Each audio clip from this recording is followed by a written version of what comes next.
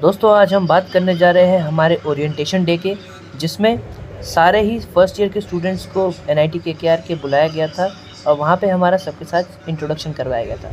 और ये function start हुआ कुछ ऐसे। सभी प्रथम वर्ष के छात्र छात्राओं को मैं खुशी अपने साथी शिवम के साथ राष्ट्रीय प्रौद्योगिकी संस्थान कुरुक्षेत्र के मंच से सादर नमस्कार करती हूँ।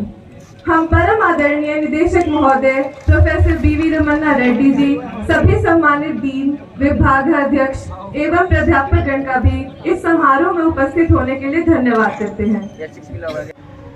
ओरिएंटेशन डे का वेन्यू था ओपन एयर थिएटर, जहाँ पे हम सब स्टूडेंट्स सोच रहे थे कि इतने सारे स्टूडेंट्स को वो लोग कैसे वहाँ बिठा लेंगे, बट उन्होंने इतने सारे स्टूडेंट्स को बिठा दिया क्योंकि वहाँ बहुत जगह थी। हम उतना विजुअलाइज नहीं कर पाए थे, बट जब देखा प्रैक्टिकली इतने सारे स्टूडेंट्स बैठ रहे हैं और टीचर्स भी वहीं बैठ रहे हैं तो देख के तो बड़ा अच्छा लगा। इतना बढ़िया उन्होंने ऑर्गेनाइज़ करा है। फिर सामने सब जो स्टेज पे बैठे हुए थे वो सब थे हमारे गेस्ट्स। फिर एक एक करके सब लोग स्टेज पर आए, पोडियम के सामने उन्होंने अपनी स्पीच दी, कुछ चीज़ें उन्होंने बताई जो हमारे एजुकेशन से रिलेटेड थी। 75% again I am stressing individually in each subject. Why I am stressing it because sometimes this year also few students came to me that in 5 subjects I have 90 plus attendance, but in one subject it is less than 50. So you have retention in that subject. हाँ, तो जैसा कि आपने सुना 75% attendance ज़रूरी है हर subject में, ये हमें बताया हमारे सर ने। तो ऐसी कई और चीज़ें हमें बताई। हमारे एक मैडम आई थी, उन्होंने कहा कि हमारे हॉस्टल्स में क्या क्या नई नई चीज़ें हैं, क्या क्या चीज़ें हेरिटेज हैं, किस चीज़ों पर हमें गर्व होना चाहिए।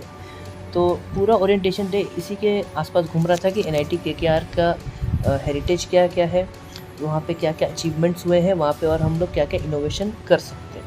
अब आगे आप और वीडियो में देखेंगे कि हमारे एलुमनाई भी आए थे और उन्होंने भी नई नई चीज़ें हमें बताई।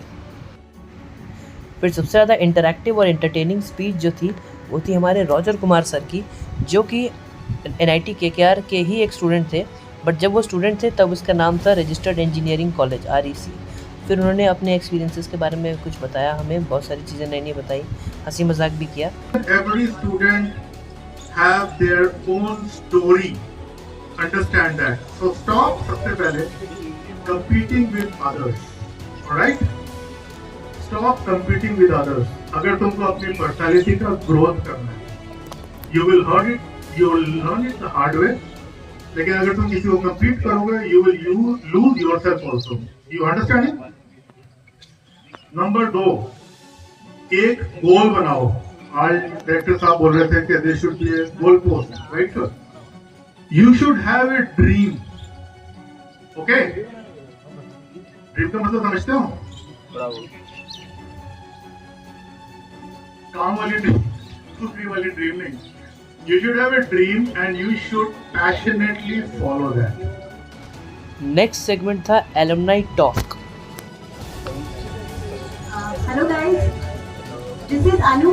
जैसे उन्होंने बताया, मुलाकात आप सभी से हो ही चुकी है, तो जान लिया होगा। एंड ही प्रतीक। तो हम लोग यहाँ पे क्यों आए हैं थोड़ा बता देती हूँ। देखो यार, इस कॉलेज ने हमें बहुत कुछ दिया है, इतने अनुभव दिए हैं, जिन अनुभव की वजह से आज मैं यहाँ खड़े होकर आपके सामने जिसके बारे में बात कर रही हूँ। धीरे धीरे करके सारे जो प्रोग्राम्स थे वो अब एंड होने लगे थे और हमारा ओरिएंटेशन डे कंक्लूजन पे पहुंचने वाला था। तो अब टाइम था सबका सम्मान करने का। तो रॉजर सर ने हमारे डीन सर को सम्मानित किया और अलग अलग जो डिपार्टमेंट्स के डीन्स थे उनको सम्मानित किया गया, HODs को सम्मानित करा गया। फिर उसके बाद अंत में नेशनल एंथम बजा, हम सब ने नेशनल एंथम गाया और उसके बाद थोड़ा बहुत डांस करके अलग अलग नए नए गाने उन्होंने बजाए, सबने डांस करा, सबने फ़ोटोज़ खींची और हम सब चले गए हॉस्टल की तरफ। Now I request Dr. Pradeep Malna to honor our Dean Student Welfare. एक बार जोरदार तालियां हो जाए।